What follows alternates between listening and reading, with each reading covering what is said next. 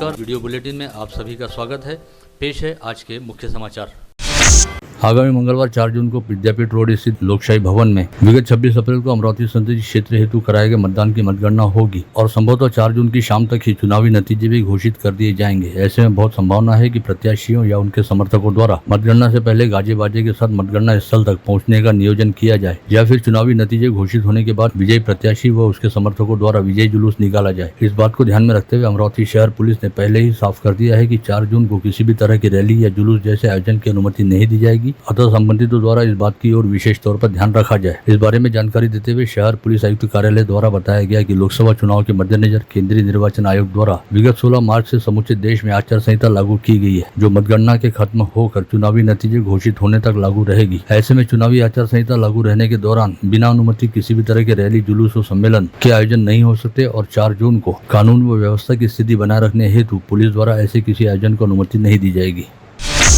अमरावती जिले में किसानों द्वारा बीज खरीदे जाने शुरू हो गए और कृषि केंद्रों के सामने किसानों की कतारें दिखाई दे रही हैं, लेकिन बड़े पैमाने पर बीजों की कालाबाजारी और बोगस बीज बेचे जाने की शिकायत विधायक बच्चू कडू को प्राप्त होने के कारण वे कृषि केंद्र संचालकों के खिलाफ आक्रामक दिखाई दे रहे हैं। विधायक बच्चू कडू ने चेतावनी दी है कि अजित 155 नामक बीज की बिक्री अधिक कीमतों पर होने की अब अगर जानकारी मिली तो वे खुद बीज बदल कर स्टिंग ऑपरेशन करेंगे और दोषी पाए जाने वाले बीज विक्रेता को जेल भेजेंगे। अमरावती शहर में भले ही पब संस्कृति पर कुछ हद तक नकेल कसी है, लेकिन छतों, ओपन टेरेस व बार में जमकर व धड़ल्ले से शराब बेची व परोसी जा रही है। ऐसे में ओपन टेरेस बियर बार पर कार्रवाई करने के संकेत प्रशासन द्वारा दिए गए हैं। प्रशासन का साफ कहना है कि यह उनके द्वारा दिए गए लाइसेंस के नियमों व शर्तों का उल्लंघन करने के बराबर है। 2 दिन पहले राजधानी दिल्ली में तापमान 50 डिग्री सेल्सियस के स्तर को पार कर गया था। वहीं अब नागपुर शहर में तापमान के 56 डिग्री सेल्सियस दर्ज होने की जानकारी सोशल मीडिया के जरिए फैलनी शुरू हुई, जिससे नागपुर शहर में हड़कंप व्याप्त हो गया। हालांकि बाद में पता चला कि शहर में लगे एक स्वयंचलित मौसम केंद्र में रहने वाली तकनीकी दिक्कत के चलते मौसम केंद्र के डिस्प्ले पर तापमान के गलत आंकड़े दिखाई दे रहे थे। पता चला कि ऐसे केंद्रों के जरिए 38 डिग्री सेल्सियस के बाद तापमान के योग्य आंकड़े मिलने की संभावना बेहद कम होती है और 38 डिग्री सेल्सियस तापमान के बाद इस तरह के केंद्र की यंत्रणा नाकाम होने की संभावना अधिक रहती है। वहीं दूसरी ओर विदर्भ क्षेत्र में जैसे जैसे नौतपा आगे बढ़ रहा है, वैसे वैसे सूर्य का प्रकोप भी तेज हो रहा है, जिसकी वजह से आज एक बार फिर तापमान में उछाल आया और मौसम विभाग ने ग्रीष्म लहर को लेकर अलर्ट जारी किया। आज अमरावती शहर से जिले में अधिकतम तापमान 44 डिग्री सेल्सियस के आसपास रहा। साथ ही विदर्भ के लगभग सभी जिलों में अधिकतम तापमान का स्तर 45 से 40 डिग्री सेल्सियस के आसपास चल रहा है। स्थानीय महानगर पालिका व पुलिस प्रशासन के संयुक्त पथक ने गत रोज शहर के विभिन्न इलाकों में अतिक्रमण निर्मूलन की कार्रवाई की, जिसके तहत बड़े पैमाने पर अतिक्रमण साहित्य जब्त किया गया। इस कार्रवाई के दौरान 2 ट्रक साहित्य जब्त करते हुए अतिक्रमण हटाने की कार्रवाई की गई और अतिक्रमण धारकों को भविष्य में अतिक्रमण नहीं करने का दिशा निर्देश भी दिया गया। आगामी बारिश के सीजन को ध्यान में रखते हुए मनपा आयुक्त देवीदास पवार ने सभी शहर वासियों से शहर में भूगर्भीय जल स्तर बढ़ाने हेतु रेन वाटर हार्वेस्टिंग करने का आह्वान किया। साथ ही उन्होंने बताया कि रेन वाटर हार्वेस्टिंग करना मौजूदा समय की सबसे बड़ी जरूरत है, ताकि भूगर्भीय जल स्तर को सुचारू व आसान तरीके से बढ़ाया जा सके। बुधवार शाला के पूर्व विद्यार्थियों द्वारा आज स्नेह मिलन कार्यक्रम का आयोजन किया गया था, जिसमें सभी शिक्षकों को भी सहभागी किया गया। इस समय पूर्व विद्यार्थियों ने अपने सभी शिक्षकों को भेंट वस्तु प्रदान करने के साथ ही अपनी शाला को शैक्षणिक वस्तुएं भी उपहार स्वरूप प्रदान किए और अपनी पुरानी यादों को ताजा किया। Rotary club of Amravati Ambanagari द्वारा 2 व 3 जून को शाम 7 से 10 बजे तक संत ज्ञानेश्वर सांस्कृतिक भवन में आचार्य गोविंद देव गिरी के व्याख्यान का आयोजन किया गया है, जिसके लिए आचार्य गोविंद देव गिरी का कल अमरावती में आगमन होगा। इस आशय की जानकारी आज रोटरी क्लब द्वारा यहां बुलाई गई पत्रवार्ता में दी गई।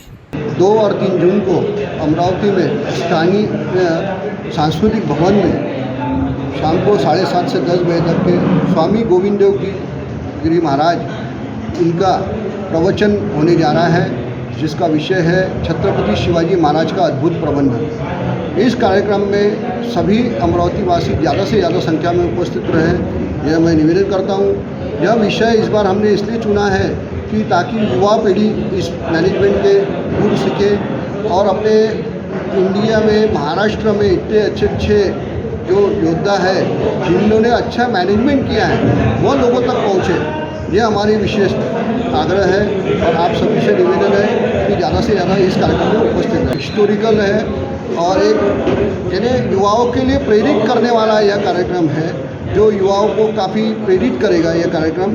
और यहाँ ये कोई प्रवचन बोलते तो लोगों के दिमाग में यह है कि भाई मेरे पास स्वामी जी भगवान ये आ रहे तो प्रवचन रहेगा, या ऐसा कुछ नहीं है। मैनेजमेंट स्किल के ऊपर अहिल्या महिला परिषद और प्रबोधन पंच द्वारा आयोजित जयंती समारोह में हिस्सा लेते हुए विधायक सुलभा खुड़के ने कहा कि पुण्यश्लोक अहिल्या देवी होलकर उचित न्याय दान के लिए प्रसिद्ध थी, जिन्होंने भारत भर में कई मंदिरों और नदी किनारे घाटों का निर्माण करवाया। संकल्प शेतकरी संगठन के अध्यक्ष नितिन कदम ने हरताला गांव को भेंट देते हुए वहां पर चल रही भीषण जल किल्लत के हालात की समीक्षा की और प्रशासन को पेयजल समस्या बाबत कायम स्वरूप उपाय योजना नहीं करने पर नागरिकों के रोष का सामना करने के लिए तैयार रहने की चेतावनी दी। प्रहार शिक्षक संगठन द्वारा सीईओ के मार्फत राज्य के शिक्षा संचालक व आयुक्त को सौंपे गए ज्ञापन में कहा गया कि अंतर जिला तबादला के शिक्षकों का बकाया वेतन तुरंत अदा किया जाए, साथ ही इसे लेकर हुए विलंब के चलते दोषी अधिकारियों व कर्मचारियों पर सरकारी आदेशानुसार कार्रवाई की जाए। महिला कांग्रेस द्वारा आज जिलाधीश को निवेदन सौंपकर मनुस्मृति को शालेय पाठ्यक्रम में शामिल नहीं करने का अनुरोध राज्य सरकार से किया गया। इस समय महिला कांग्रेस की जिलाध्यक्ष जयश्री वानखड़े सहित कई महिला पदाधिकारी उपस्थित थी। मनुस्मृती श्लोकन जे मुलांच्या अभ्यासक्रमामध्ये जी सुरुवात करत आहे हे फार चुकीचं आहे, कारण फुले शाहू आंबेडकर महापुरुषांच्या विचारधारेवर मुलं चालली पाहिजे, राष्ट्रसंतांच्या विचारधारेवर मुलं चालली पाहिजे। हा या गोष्टीचा अभ्यासक्रमामध्ये त्यांनी अवलोकन करावं अशी महिला काँग्रेसकडून आज आम्ही कलेक्टर साहेबांना निवेदन देत आहे। आमचं हेच म्हणणं आहे की मनुस्मृतीच्या विचाराला जेव्हा डॉक्टर बाबासाहेब आंबेडकरांनी हे विचार तेव्हाच थांबवले होते, महिलांवर अत्याचार थांबवले होते, जे महिलांचं शोषण होत होतं, ह्या सगळ्या गोष्टी थांबलेल्या होत्या। याची पुनरावृत्ती आता हे सरकार करत आहे, आम्ही याचा विरोध करत आहे आणि माझं हेच म्हणणं आहे की आता हे श्लोक मनुस्मृतीचे श्लोक जे आहे जे मुलांच्या अभ्यासक्रमामध्ये देत आहेत हे थांबले पाहिजे। याबाबत आज आम्ही कलेक्टर साहेबांना निवेदन दिलं आहे। वडैली के जंगल में बिना अनुमति घूमने फिरने और पार्टी करने वाले लोगों पर अब पाबंदी लगाई गई है। इसके बावजूद भी बिना अनुमति किसी वन्यजीव की जान को खतरा पैदा होता है और वन शांति भंग होती है, ऐसा कोई काम करने पर संबंधितों के खिलाफ कड़ी कार्रवाई की जाएगी। इस आशय के बैनर व पोस्टर वन विभाग द्वारा जंगल क्षेत्र में लगाए गए। शाम रसोई चैरिटेबल ट्रस्ट जयपुर के तत्वाधान में श्री खाटू धाम से निकली शाम आराधना अखंड ज्योत मंगलवार को शहर में पहुंची, जिसके बाद स्थानीय शाम लगदातार परिवार की ओर से शाम खाटू रथ का स्वागत किया गया और विलासनगर की गली नंबर 2 से शाम 6 बजे भव्य निशान यात्रा निकाली गई। गाड़गेनगर थाना क्षेत्र के समृद्धि नगर में घटित हिट एंड रन मामले में आरोपियों को 25 दिन बाद ढूंढ निकालने के लिए बुद्ध जयंती समिति ने पुलिस आयुक्त नवीन चंद्र रेड्डी का आज दोपहर पुष्पगुच्छ देकर सत्कार किया और इस मामले में किए गए सहयोग हेतु आभार माना। बता दें कि अमरावती जिले में 137 टाटा बोल्ट कारों की जांच कर पुलिस ने आरोपियों के वाहन को आरोपियों सहित खोज निकाला। नांदगांव खंडेश्वर तहसील के 2 कृषि केंद्र संचालकों द्वारा नियमों का उल्लंघन किए जाने का कारण बताते हुए उनके पास का 6,60,000 रुपए का बीज का माल सील कर दिया गया। साथ ही कृषि केंद्र संचालक को नोटिस दी गई। तहसील कृषि कार्यालय के उड़न दस्ते द्वारा गुरुवार को यह कार्रवाई की गई। मुर्शी तहसील के नेरपिंगलाई के प्राथमिक स्वास्थ्य केंद्र में कार्यरत महिला वैद्यकीय अधिकारी सुषमा तिरपुड़े का सड़ा गला शव सरकारी क्वार्टर में बरामद होने से पूरे परिसर में खलबली मच गई। यह घटना गुरुवार 30 मई को प्रकाश में आई। इस महिला वैद्यकीय अधिकारी की मौत की वजह अब तक उजागर नहीं हुई है। पता चला है कि सुषमा तिरपुड़े अकेले ही सरकारी क्वार्टर में रहती थी और 2 दिन से फोन भी नहीं उठा रही थी, जिसके चलते चंद्रपुर में रहने वाले उनके एक दोस्त ने इंटरनेट से नेरपिंगलाई गाँव में रहने वाले एक अन्य डॉक्टर का फोन नंबर ढूंढ निकाला, जिससे सुषमा तिरपुड़े के बारे में पूछताछ की गई तो स्वास्थ्य केंद्र के कर्मचारियों से पता चला कि डॉक्टर तो अपने क्वार्टर में सो रही हैं। जिसके बाद नेरपिंगलाई गांव में रहने वाले डॉक्टर ने सरकारी क्वार्टर का दरवाजा बजाकर उन्हें उठाने का प्रयास किया, लेकिन भीतर से कोई प्रतिसाद नहीं मिला। पश्चात क्वार्टर की खिड़की खोलकर भीतर देखने पर सुषमा तिरपुड़े बेड पर पड़ी हुई थी और चारों ओर से बदबू आ रही थी। यह जानकारी मिलते ही वहां पर गाँव वासियों की भीड़ जमा हो गई और सूचना मिलते ही सिरखेड़ पुलिस भी मौके पर पहुंची, जिसके बाद यह मामला सामने आया। बुल्ढाना जिले की सिंदखेड़ राजा तहसील अंतर्गत किनगांव राजा क्षेत्र के पिंपलगांव लेंडी शिवार में गायकी ढाबे के पीछे 25 से 30 वर्षीय महिला का अजला शव बरामद हुआ। इस महिला का चेहरा पूरी तरह से जलाया गया था, साथ ही उसकी हथेलियों की उंगलियों को भी तोड़ने का प्रयास किया गया। यह घटना 30 मई को उजागर हुई। भातकुली थाना क्षेत्र अंतर्गत एक गांव में रहने वाली 25 वर्षीय युवती के साथ जीवन साथी नामक ऐप पर ऑनलाइन तरीके से जान पहचान होने के बाद एक युवक ने उसके साथ विवाह करने की बात कही और पुणे ले जाकर उसके साथ विवाह का झांसा देते हुए जबरन दुराचार भी किया। साथ ही उससे वैवाहिक दस्तावेजों पर जबरन हस्ताक्षर भी कराए, लेकिन कुछ समय बाद उक्त युवक ने युवती को अपने साथ रखने से मना कर दिया, जिसके चलते युवती ने भातकुली पुलिस थाने पहुंचकर शिकायत दर्ज कराई।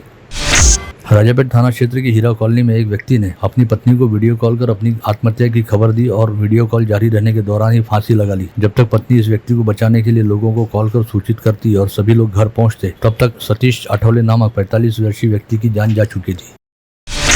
मुर्शी तहसील के बेलोना गांव में 65 वर्षीय व्यक्ति की शॉर्ट सर्किट के कारण लगे करंट से मौत हो गई। यह घटना बुधवार 29 मई को दोपहर 4 बजे के दौरान घटित हुई। मृतक व्यक्ति का नाम बाबूलाल गायकवाड़ बताया गया है। मुर्शी तहसील के अंबाड़ा गांव में 55 वर्षीय व्यक्ति ने फांसी लगाकर आत्महत्या कर ली। यह घटना 28 मई को उजागर हुई। मृतक की शिनाख्त अशोक पोजगी के तौर पर हुई है। राजापेट पुलिस ने चोरी व लूटपाट की घटना के आरोपियों को कुछ ही घंटों में धर दबोचा। साथ ही इस कार्रवाई के दौरान अक्षय देवीकर नामक तड़ीपार आरोपी भी पुलिस के हाथ लगा। अक्षय के साथ पकड़े गए आरोपी का नाम अभिजीत बुराड़े बताया गया है।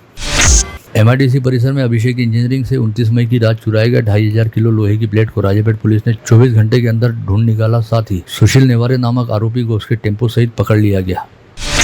भातकुली तहसील के हरताला गांव में विद्युत आपूर्ति की मुख्य लाइन के तार गिरने से खेत में चराई कर रही 8 गायों की घटनास्थल पर ही मौत हो गई। यह घटना गुरुवार 30 मई को घटित हुई, जिसके बाद शिवसेना उबाठा के जिला प्रमुख सुनील खराटे ने घटनास्थल को भेंट देकर प्रभावित पशुपालक किसानों को तत्काल नुकसान भरपाई देने की मांग उठाई। मनोरा तहसील अंतर्गत रोहना गांव से पारवा की तरफ अपने बेटे के साथ दुपहिया वाहन पर सवार होकर जा रही एक महिला अपने दुपहिया वाहन से नीचे गिर पड़ी, जिसमें उसे हल्की फुल्की चोटें आई। लेकिन इसी दौरान पीछे से आ रही ST बस ने उस महिला को कुचल दिया, जिसकी वजह से मंदा गोडे नामक महिला की मौके पर ही मौत हो गई। यह घटना 30 मई को मंगरूलपीर तहसील के ढोनी गाँव के निकट घटित हुई।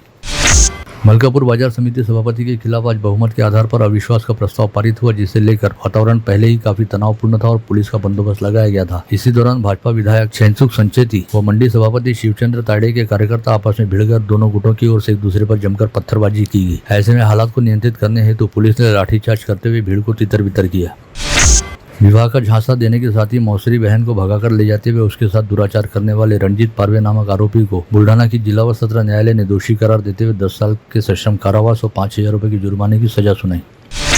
यवतमाल के पुनर्वसन व भू संपादन विभाग में कार्यरत वरिष्ठ महिला लिपिक को एक प्रखर प्रभावित की फाइल को अपने वरिष्ठ अधिकारी के सामने रखने हेतु 2000 रुपए की रिश्वत मांगी और 1500 रुपए की रिश्वत स्वीकार की, जिससे भ्रष्टाचार प्रतिबंध विभाग के दल ने रिश्वत स्वीकार करते हुए रंगे हाथ धर दबोचा। देश के अलग अलग राज्यों के विभिन्न घरों में चोरी व सिनमारी की घटनाओं को अंजाम दे चुका पेशेवर चोर वर्धा पुलिस के हाथ लगा, जिसने वर्धा में चोरी करने के बाद हैदराबाद व बंगलुरु सहित अन्य कई स्थानों पर बैंकों के लॉकर को लूटने की योजना बनाई थी। इस चोर का नाम प्रशांत करोसी बताया गया है, जो कोल्हापुर जिले की करवी तहसील का निवासी है। देवली के MIDC क्षेत्र अंतर्गत SMW स्टील कारखाने में काम करने वाले 2 अस्थायी कामगारों की तीव्र उष्माघात के चलते धूप लगकर इलाज के दौरान मौत हो गई, जिसमें एक 17 वर्षीय नाबालिग का भी समावेश था। ऐसे में इस लापरवाही के लिए संबंधित कंपनी के प्रशासन और मनुष्यबल की आपूर्ति करने वाले ठेकेदार के खिलाफ आपराधिक मामला दर्ज किया गया, जिसमें से मनुष्यबल ठेकेदार हर्षल गायकवाड़ को गिरफ्तार भी किया गया।